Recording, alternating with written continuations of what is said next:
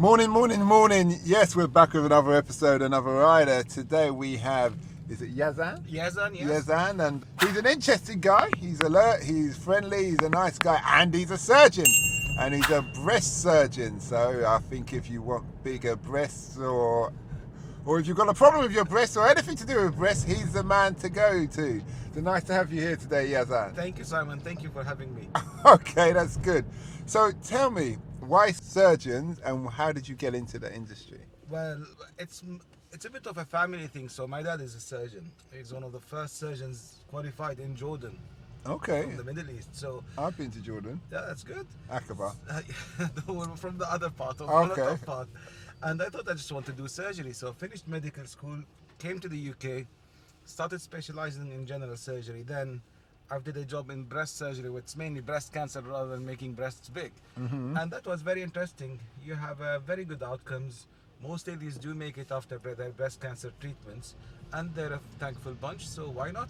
Okay, so when it comes to the breast itself, Yeah. if it's got cancer, do you have to remove the whole breast or just remove like part of the tissue, or? You never need to remove the whole breast. You need to remove the whole breast if the tumor is big enough that you cannot conserve the breast.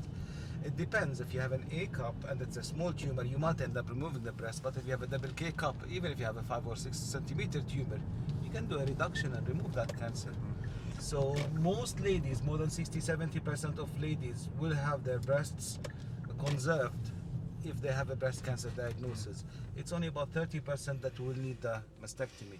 Okay, and when you do that for vasectomy, do you put like silicone or something back in there to pop it up? Simon, there's two types of reconstruction. Now let's remember that not every lady wants to have a reconstruction. Let's Really? remember, let's remember So that. wait, they lose the breast, they don't want to have it put back? Yeah, because the main treatment is the cancer treatment, which is the mastectomy. And there's certain very few indications that you cannot do a reconstruction because it might affect treatment. And when you offer ladies reconstruction, the reconstruction rate does vary in the country. It was in the region of 20% of ladies that have mastectomy in a national audit a few years ago. Now it's got up to about 30-35%. There's two main ways of doing the reconstruction. One is using implants, which is putting the silicone. One is using your own tissue. So many clever plastic surgeons can take the tummy, make like a little tummy tuck, Yeah. and take the little vessels there and plumb the vessels into the chest and make a new breast out of it. So wait, breasts are muscle, they're not fat, are they? No, they are mainly fat and gland. There's no muscle there. Really? Yeah. I thought it's muscle. If it's muscle, then the ladies will be much stronger. Okay. It's a gland. It's what we call a modified sweat gland. So it's mainly tissue. With age, you lose part of that functional gland. It becomes more fatty. Oh, that's why there's women, their tits hang down to their, yeah, If you okay. describe it that way, that's fine. Yeah. You'll get me in trouble, Simon. Okay, is that, what have you learned about the industry that you wish you knew when you had started? Well, before I started, I did not know much. And when you come from certain parts of the world, breast surgery is mainly mastectomy, just removing the breast. So the whole idea of reconstruction and oncoplastic surgery and all these new techniques came on in the past 20 years. Okay. And people are just, the specialty keeps on evolving and evolving. It's a nice mix of general surgery and plastic surgery. So it's a great specialty for anybody that wants to do surgery. Okay, so the industry is improving. Now, did you study here? Did you study in Jordan? No, my medical degree was in Jordan, but all my postgraduate training was here. I lived in the 4 countries in the UK. I lived in England, I lived in Scotland, I lived in Northern Ireland, and I lived in Wales. So I've worked in all 4 different NHSs. Okay. All right. So you came to England to do that, your, would you call it your Training. your actual training. Why the UK, not America?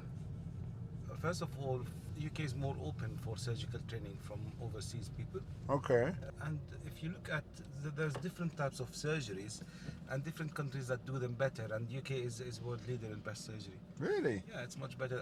In my opinion, it's much better than most of the countries in the world. They have piloted many of the new oncoplastic procedures and breast reconstructive procedures. Okay, that's good. So that's saying it's good to know we're leaders in something positive. Yeah, in certain things, Yeah, yes. in certain things. Yeah, you don't want to bring the old empire back. Yeah, get them crazy again. So you do. How long does it take a typical surgery? How long does it take? Is it an hour, 2 hours? Depends. There's some small surgeries that are half an hour, and some surgeries where we do the reconstructions of the plastics that takes 4 or 6 or 8 hours. Okay, so basically you do one surgery a day. No, the list can have only 4 or 5 cases, or can have one small case and a couple of big cases. So it depends on the mix of the patients that you have. Okay. How long did it take you to become a surgeon? Oh, that's a very long question. Now, the training in the UK is slightly different than the training anywhere else in the world. It's a bit longer. It takes much longer to finish all your degrees and all your training. So if you finish your medical school, you need a couple of years of what we call foundation doctor. And then after that, you need a couple of years of core surgical training. Then after that, you need another 6 years of higher surgical training, and you need on top of that a fellowship. Some people in between all this training will go out to do some academic work where they'll do a medical doctorate like an MD or a PhD to do some more research. So on average, if you add all those together, you're taking about 10 to 12 years. Oh, okay. Really? Yeah. That's a long time. It is a long time. Okay. It is a long time. Would you do it all again? If I knew that it took me about 12 years, which is because I've done a higher degree in the middle, which is one of the faster ways of finishing your training. But if you think that other parts of the world can finish their surgical training in 5 years and their fellowship under 1 or 2 years time, which is about 7 years. 7 years, just 5 years less. But then you said England's leading in that industry, so maybe that's why. You need to balance things. There's a quality of life, and there's what you want to achieve from your job. Oh, okay. So there's. So you need a lot of experts in that industry that are healthy mentally as well. Yes. That's what you're saying. Yeah. Okay. The last 3 years have not been fun for most medics. But then once you become that, it's plain sailing. Plain sailing to a certain extent, but remember that doctors, when they finish their training, that's the only thing that they can do. You cannot become something else. Yeah, I didn't think of that. So you call yourself a doctor, but you're a surgeon. Yeah, so we're all misters once you get your surgical training. We are called misters rather than doctors, and that's Misters? yeah. I didn't know that. Mainly because in the past, the medics did not allow surgeons to be part of the Royal College of Physicians, because most surgeons were barbers. Most surgeons hundreds of years ago were just people that open abscesses, just extract teeth and things like that. So a barber Yeah. would just go and take your teeth out, double up as a... Double up as a surgeon and do your abscess if you have an abscess and things like that. So many of the old school surgeons, we're talking about hundreds of years ago, we're not talking about 50, 60 years ago. The Royal College of Physicians would not allow people that do the abscesses and call themselves surgeons to become part of that. So people that became surgeons became misters in the past. Interesting discussion where we started and we ended. No, it's good. It's good. I love a bit of history. It takes you everywhere. So you said your father was a surgeon, Yeah. a breast surgeon. No, he's a general surgeon. There was no specialty of breast surgery in the 50s and 60s. So why did you choose? Did you choose breast surgery or did it choose you, kind of thing? I think it chose me, kind of thing, up to a certain extent, because when I came here, I started doing general surgery, then ended up finding a higher degree with a gentleman in Leeds called Kieran Horgan. He's one of the great breast surgeons, I think, in this country. And I was lucky enough to see the light, as he said, and we wanted to do breast surgery at that stage. Okay. What would be your advice to anybody who wants to get into the surgery field? Well, it's a nice field. It's demanding. It's very stressful, but there's lots of positives out of it. And breast surgery has a combination of both general surgery and plastic surgery. So it's many people's cup of tea, but you need to go and see what breast surgeons do, what reconstructions we do, what procedures we do. And many people change their ideas about what we can offer and find that this is a specialty that is really interesting. and worth spending your life doing. When you started studying, like when I was in uni, when we started studying, there's like 150 of us, and by the time we finished, there was like 20 of us. Yeah. I did construction, Yes. so a lot of people drop out for whatever bit of reasons. Do you find that you had a high turnover? Sorry. The dropout does vary between specialties and does vary between medical schools. So I really cannot comment what's the dropout. Okay. But I don't think it's less than 10 or 20%. I hear you.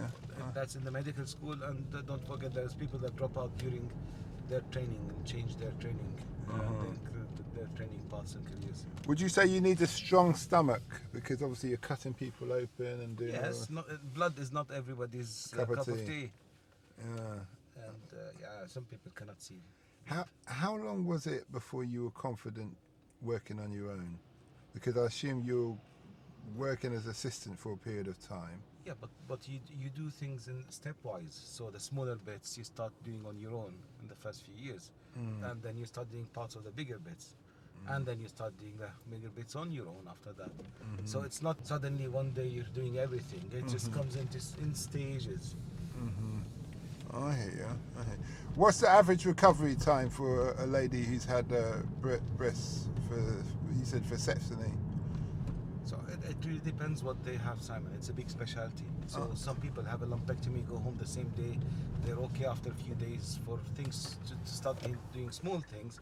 Some people have big flaps and stay in the hospital for 3 or 5 or 7 days. Oh, okay. Yeah, I suppose. Yeah, if you have some real big breasts, yeah, I can imagine you. It's not the size of the breast; it's the size of the surgery. So it's the flaps. If the plastic surgeons take the tummy to reconstruct the breast, then you operate on the breast and you operate on the tummy, and you have big scars here and there. Would you ever consider being like is it plastic? I'm not sure if you call it plastic surgery or something like that.